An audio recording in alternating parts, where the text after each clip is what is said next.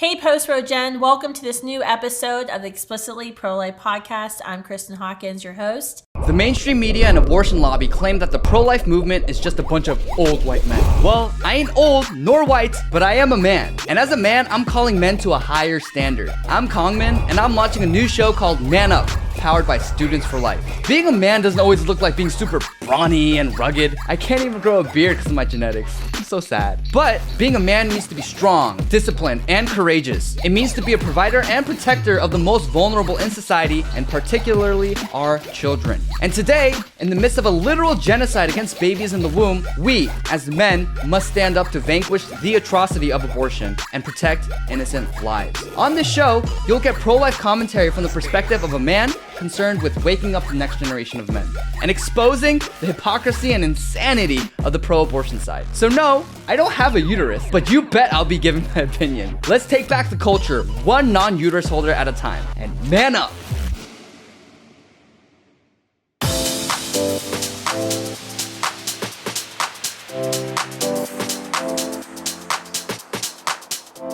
You know, over the last year leading up to the Dobbs decision, the Roe reversal, America has probably seen more media coverage than ever on abortion.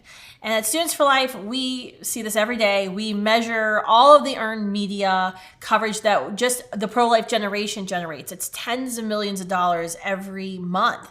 But that's really only a drop in the bucket of all the abortion coverage that's out there, which is overwhelmingly pro-abortion. Today's guest is an expert on why that may be. Lyndsay Keith is the co-host of Spicer and Company at Newsmax. Y'all might have seen her on TV before. She joined Newsmax after a decade of working in strategic communications, marketing, politics, and media relations. She earned her master's degree in media communications from Liberty University. She worked in broadcast journalism during graduate school as a reporter for the Liberty Flames sports network. So that means she knows sports. So she's like one of those women that every man loves. In the years following her time at Liberty, Lyndsay served as advance press lead for Mitt Romney's presidential campaign, directed media relations for the 2015-2016 presidential debates, and managed executive engagement and brand strategy for major corporations like Google. Lyndsay and Sean Spicer actually worked together on the presidential primary debates, and their paths crossed again when Lyndsay served as deputy director of communications at the Republican National Committee. Now she and Sean Spicer work together to bring viewers across America an inside look every day into politics and current events. Lyndsay, thanks for joining me today. Kristan, it's so great to be with you. I love your podcast, so thank you for bringing me on. It's a huge honor to speak with you. Well, it's awkward to be interviewing you. Usually I'm on your show. That's a good point. I've interviewed you quite a few times now, so role reversal here. Yeah, I guess I'm in charge now. This will be fun. So I as I told you before, since our family travels around, I'm always like fingers crossed praying my Wi-Fi holds up when you interview me. So now I'm in Airbnb and I've got the Wi-Fi going, so this will actually be good. I won't be worrying about having to use one of my 4 internet systems.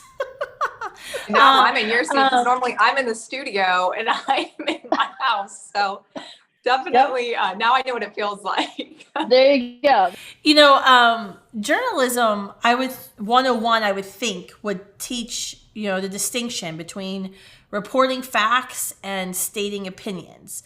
But that line has been completely blurred in the past couple of months and weeks following the abortion decision. Anything relating to abortion at all, it almost seems like it, and I think if you ask any kind of pro-lifer, it's a foregone conclusion that if the mainstream media is talking about abortion, it's going to be unapologetically biased in favor of abortion. The AP handbook, for example, provides, language guidelines for, many journalistic outlets, is constantly revising its standards, for goodness sakes, to, downplay abortion. They say to call us pro-life advocates anti-abortion advocates, and those who, are pro-choice advocates, which it doesn't even make sense. I'm proudly anti-abortion, but what does that make you? And no one ever likes to answer that question. So I have asked you on today to explain what is going on here. How did an industry that's supposed to be reporting actual facts get completely one-sided on this issue? What is going on? It's fascinating to see. And as you mentioned, we've seen it, an onslaught of it just in the last few months with the reversal of Roe. But we've really seen, if you take a step back, a shift in journalism over, I would say, the last even decade. When I worked for the Romney campaign back in 2012, I worked very closely day in and day out with the National Press Corps. And then I would see the bias. I would see what was actually happening with my own eyes, and then see what they were reporting. And oftentimes it would just blow my mind, like, that wasn't true at all, or you're framing this to make a certain point. People would ask me after that, so this is 2012, is the media biased? And I would say, absolutely. And I think you fast forward to today, where we have such a polarized country, and what has happened to journalism? You go to journalism schools, what are they teaching these people in classrooms? They're empowering them to be social justice warriors. And oftentimes when I even talk to students who are in journalism school, that is one of the reasons they want to go into journalism. They want to set their truth. They want to set their worldview into action, and they want to use the pen, the power of the pen, to do that through journalism.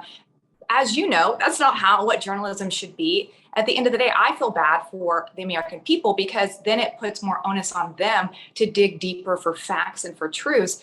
But we're seeing that words really matter. As you mentioned, when I listen to any of the mainstream media, oftentimes they will never say a group like yours is pro-life. They'll say you're anti-abortion, these anti-abortion groups, which you're right, great, I am anti-abortion, but they're almost trying to shed you in a negative light. That's right. And I even think about this administration, the Biden administration, or anybody, how do they talk about this issue? It's women's rights, it's reproductive health care. And so when you frame it in that way, then the media jumps on board. Of course we should be caring about women. Of course we should be caring about reproductive rights, which I care about women's health. I care about reproductive rights, but I also care about the second patient, which is the baby in the womb that can't speak up for itself. And they completely leave, which is fascinating because they're not for social justice, but they completely leave the human dignity out of the second patient. And that's unfortunate. But to answer your question, it really is because these people are framing, they are biased, right? We're all biased, we're humans, no one's a robot, but they're allowing that to lead and frame this story, opposed to being objective and stepping back. And I think they're so liberal, and that's what sells, that they just keep doing it. It perpetuates itself, because that is what sells at the end of the day. I mean, it's kind of reminiscent of, I remember there was an article about a year ago. So there was that situation in Georgia where the MLB did something, and then something happened in Georgia, and then the MLB said they weren't going to play their championship game there. And there was a bunch of corporations got upset with Georgia, and there was articles being written about, woke corporate business culture. And there was I remember they interviewed, somebody from Yale, so one of the top schools in our country, and there was a professor basically saying that there has been an ongoing effort in business schools across America to inundate business schools to show business leaders that, not only are you going to be responsible to your shareholders and maximizing profit, employee retention, all of these things, bring innovative tools and products to the market, but you also have this great responsibility as a business leader to get your values and your worldview across, and to use your business platforms to do that. And I think what you're saying is that's exactly what's happened in journalism schools, that there's been some sort of shift that's happened where, are professors encouraging this behavior of, you're a social justice warrior, instead of going and getting a poli-sci degree, go get your journalism degree? I would, I'm not in journalism school, but I don't think that they're stepping back from it. And the students I'm talking to, they are encouraging it. And when people are writing papers or, talking about that, it is encouraged. It's not saying, this is not objective, because what is objective anymore? And I think this is, for me, I have a Christian worldview. And when you are setting your standard on your own truth, then what is objective truth anymore? if you see it as this is a women's body and women's right, then what's objective truth? And this is why, I say you have to go back to the science. What does the science actually tell us at the end of the day? But for them, if you're setting your standard on your own truth or on the truth that the media is telling you or politics, then it's always going to be shifting. And that is the problem. And so you see if you look 100 years ago, this would have been a no-brainer issue. And now you fast forward, but they would tout that as progressive. We are progressive, which is great. And I do want to make a point too, what you said, because you're mentioning the MLB All-Star game in Atlanta with Georgia's voting record law. That was the outcry, right? Oh, thank you for, Well, I worked at Google for a while. And, something that I noticed then, it's true. It's the employees have a lot of power, but that's new, because oftentimes it's the shareholders or the consumer should have the power. They're the ones pouring money or buying the product. They should have the power. But we're seeing a shift into companies, and we saw that clearly played out in Atlanta. But I also think that we see that with the media. What sells, and I mentioned that, what sells is conflict, and what sells is pretty much telling people what they want. And we've seen a huge shift. And, CNN, I would say 20 years ago was pretty middle of the road, maybe a little bit left. And now it has moved very, very far left. If you're watching CNN, you know that you're going to get a different viewpoint, but people who tune in, they kind of know that, and they want to be told what they made comfortable, essentially. They don't want to be challenged in their viewpoint. Yeah. And I think that's a problem. Yeah, no, I think you're right, because it's also about the viewers. I did 2 days after the Dobbs decision, I did a couple of CNN interviews, and one of them I was being interviewed by a reporter who used to be on Fox News. And then I got on and I'm like, oh, wow. Okay. So you're pro-abortion now. Wasn't sure, but now I'm 100%. And so I did the interview, and we put it up on social media on YouTube, and then CNN put it up on YouTube. And I brought up both of the clips, the exact same clip, and the comments are stark. The comments from Students for Life's YouTube are like, wow, Kristan Hawkins smacked her down with facts. And that was bloody to watch, because it was just so hard. She was just getting slapped all over the place. And I wasn't violent at all. But it was funny because, from the pro-lifers, it was a win for the pro-life column. And then I read the CNN columns, was like, that person's a moron. Why is CNN even letting idiots on the air? She knew nothing. And then, they called me fat a bajillion of times, because, they're so loving and respectful of other human beings. But it was so interesting because it was the same clip, but the viewership was so different. Yeah. And viewers, I would say in many ways, so this is the difference. Viewers actually still do drive a lot of what makes money. And that, I think, is why it's so important that Americans are having conversations with their neighbors. I mean, that's where change happens in small community, right? And going out, what you guys do, you are in college campuses, you go door to door, and having those one-on-one conversations. I think about a lot of my liberal friends. It's come up oftentimes that I am pro-life. And I remember one conversation I had with a very liberal friend, and she goes, but you aren't so conservative that you're pro-life, right? And I'm like, oh yeah, actually. But then when I ended up having the conversation, which, it's awkward, right? She's already attacking me. Great friend though. I started talking about the science behind it. This was a grown woman who actually was trying to get pregnant and did not know the fetal development stages. And that has been a testament to so many conversations that I've had, Kristan, which is fascinating. People don't know the facts. They don't know the science. No one's challenging on the science. They're learning oftentimes in silos from listening to people that have the same viewpoint as them and not being challenged. And that's why these one-on-one conversations are so important, because when you can have it with grace and kindness and just say, hey, this is, I said to her, I see this as a life. So if someone wants to take a life at 12 weeks, to me, that would be murder.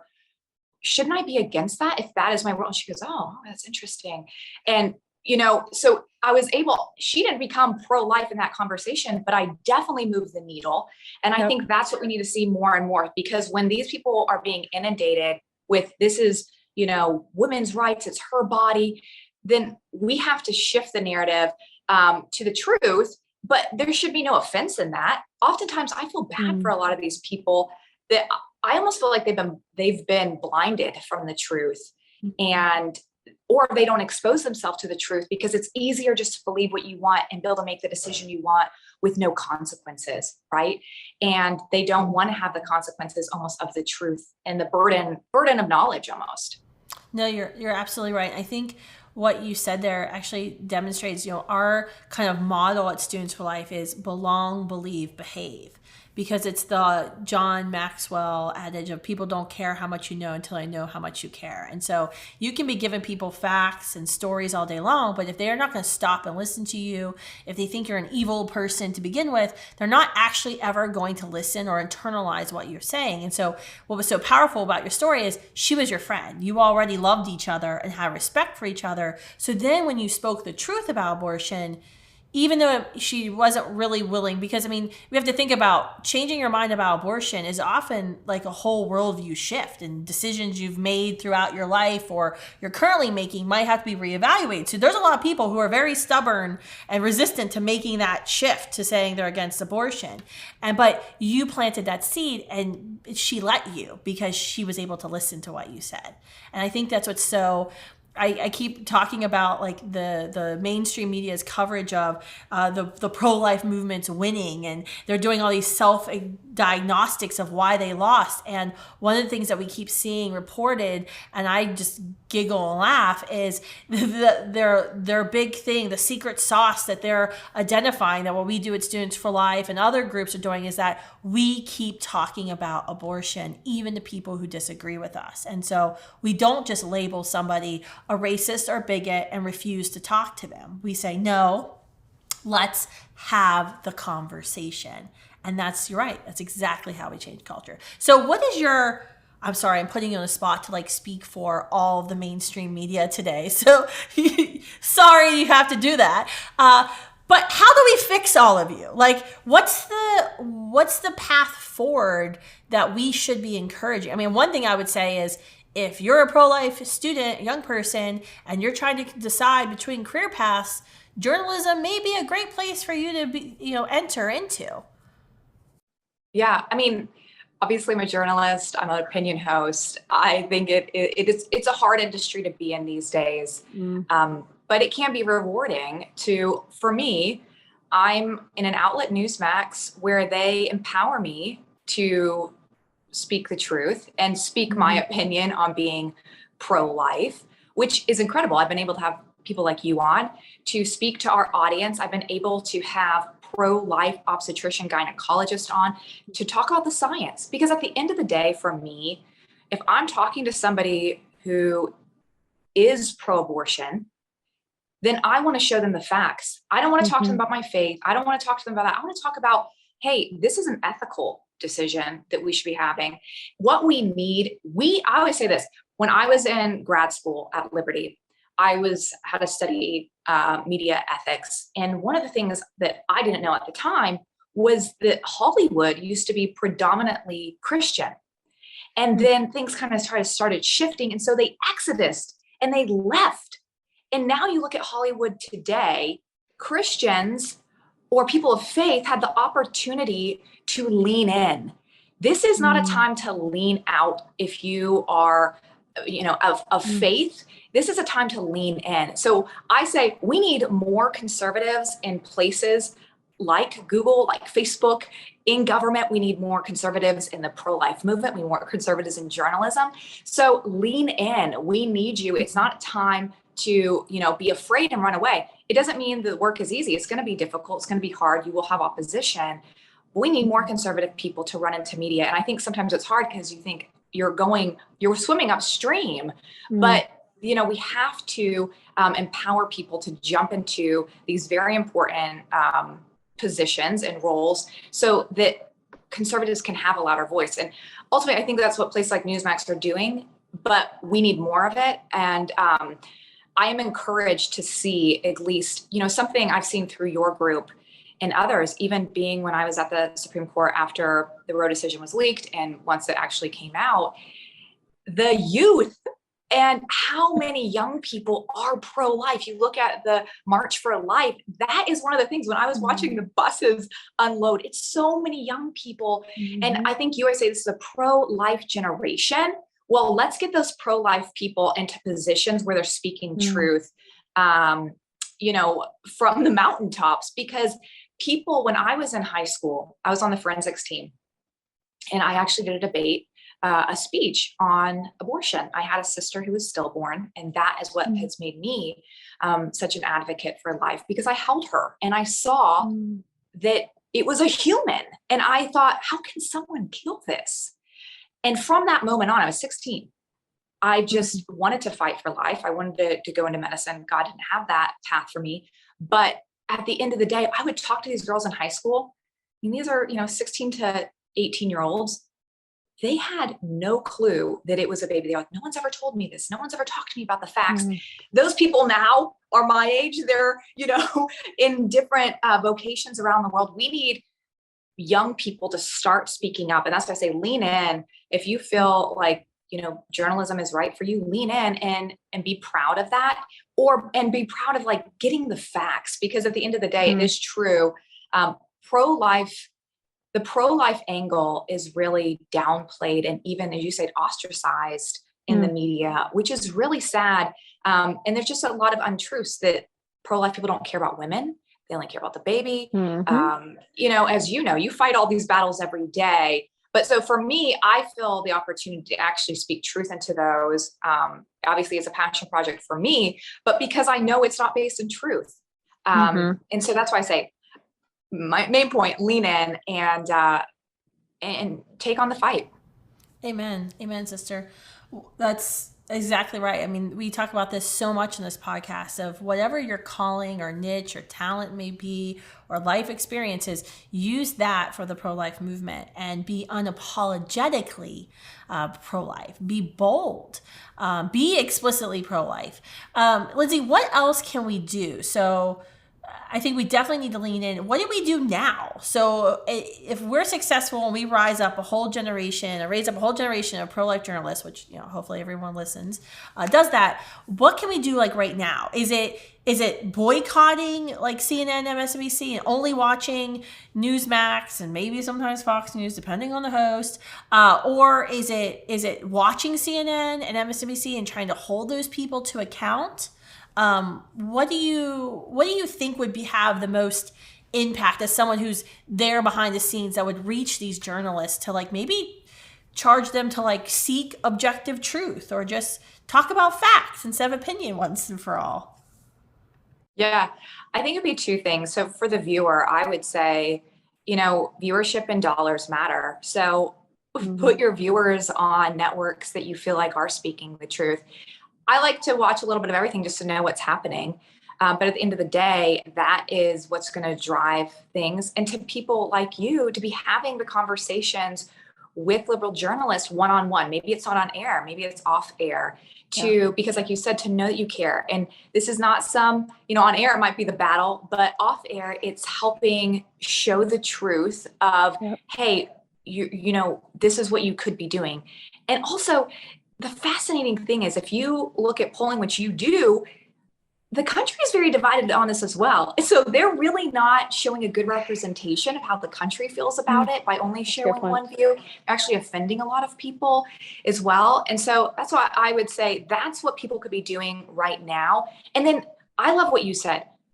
Be unapologetically pro-life. It's something that sometimes I feel like conservatives are on the defense oftentimes, because we're attacked for, you don't care about women, you don't care about this. If you know the facts, you have nothing to apologize for. And this is something that I've seen. I've been in positions where I was the only conservative. Obviously, I'm on a conservative network now, but I've been in positions where I was the token conservative. And I was able to have opportunities to have these one-on-one conversations because I was a conservative and I didn't hide it. I would have so many people come to me in private or in public and have honest conversations with me. And I do feel like I was able to move the needle a little bit or speak truth into their life. And no one had ever had these conversations with them, because most people like to surround themselves with people that are like-minded. And so they're not challenged by any other ideals. And so it is an opportunity. Don't be afraid. And if it's somebody who is your friend and you tell them how you feel, if they're a good friend, they're not going to walk away and they're not going to end your friendship over that. And I've experienced that as well. I feel like I've been rewarded oftentimes when I spoke truth into someone's life or had a debated conversation, even heated. And people appreciate that you can still have that and still be their friend. And so that's what I would say as far as what people can do now.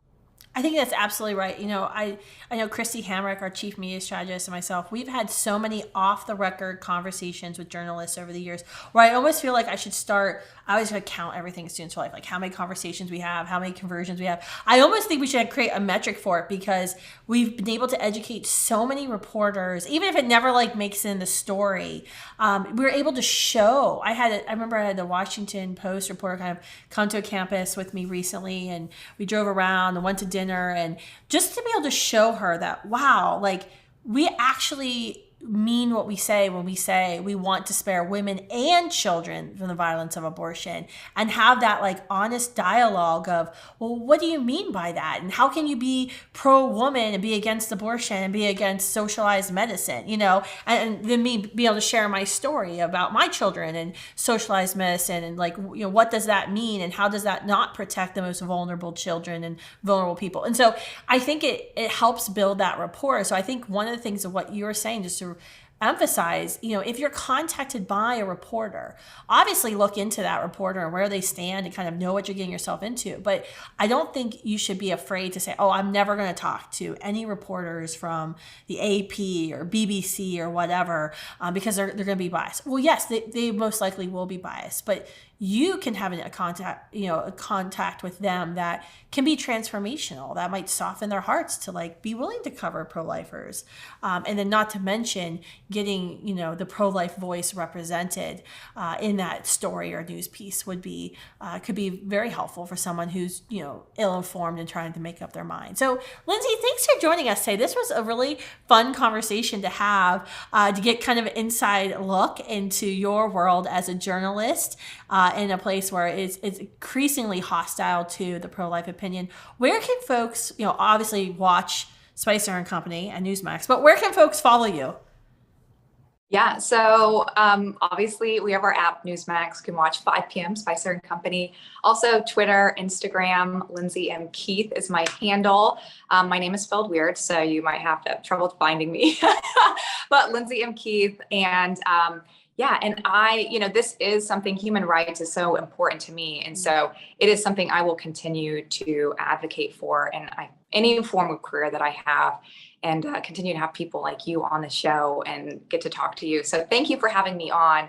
It's such an important topic. And I think, one of the saddest things that our society in America has really dropped the ball on, an opportunity for conservatives to step up and show how much we care about women and how much we care about those who can't speak up for themselves. Amen. Amen to that. And thank you for all that you do. You are definitely I know we don't think of you as being on TV as a mission field, but you are in a mission field. So thanks for your willingness to be unapologetically pro-life. And thank you all for tuning in today and listening to this new episode of Explicitly Pro-Life. I hope it was informative. I hope it gave you the boost you need to stand up and say, yes, I'm pro-life. Yes, I'm going to speak truth. Yes, I'm going to have those hard conversations with family and friends about abortion, because those are the conversations that are going to be the most impactful ones that you will have, and have that ability to plant those seeds of truth and hopefully change minds about the violence of abortion. Thank you all for tuning in this week. Make sure you subscribe.